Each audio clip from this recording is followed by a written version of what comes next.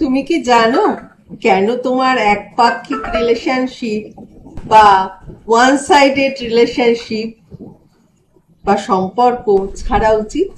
আচ্ছা বলো, যখন 3কে 0 দিয়ে গুণ করো তখন কি পাও? শূন্যই পাও, ঠিক? যখন 1000কে 0 দিয়ে গুণ করো তখন কি পাও? এখনো উত্তর শূন্য।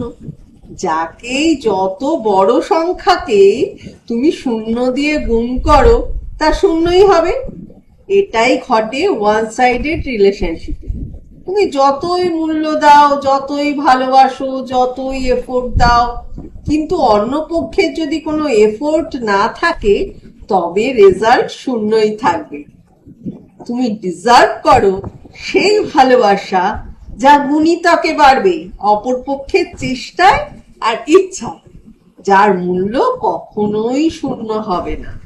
ভালো থেকো, ভালোবাসায় থেকো।